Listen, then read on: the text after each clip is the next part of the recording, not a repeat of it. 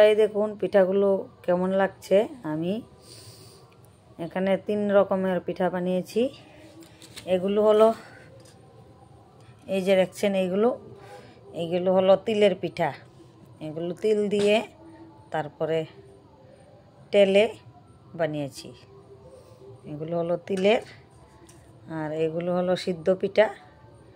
এগুলো সিদ্ধ করেছি। আর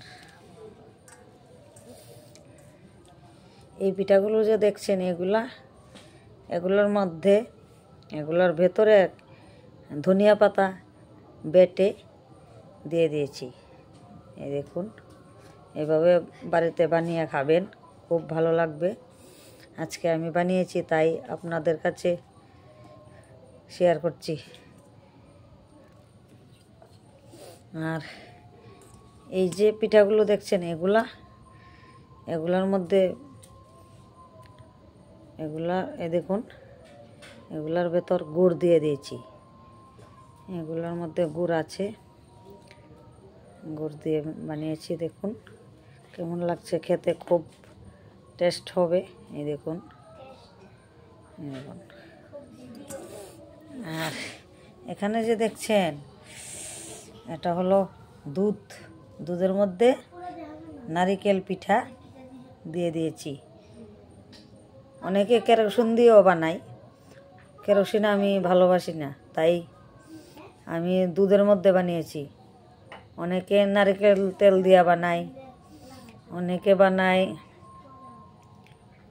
শুটকির ভর্তা দিয়ে।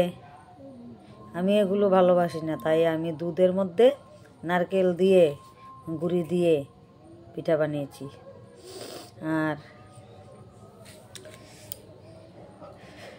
আমার পিঠাগুলো আপনারা খেয়ে দেখবেন কেমন লাগছে এবং কেমন টেস্টি হয়েছে, অবশ্যই আমাকে জানাবেন। আর আমি তো আপনাদের বলছি, কত টেস্ট হয়েছে সেটা আপনারা খেলেই বুঝতে পারবেন। আমাদের বাড়িতে আসবেন এবং পিঠা খেয়ে আমাকে জানাবেন। আর সবাই তো পিঠা ভালোবাসে না, যারা ভালোবাসে সবাই চলে আসবেন। কেরোসিন দিয়ে বানিয়ে দেখাবো, এবং জলের মধ্যে শুধু জল দিয়েও বানানো যায়।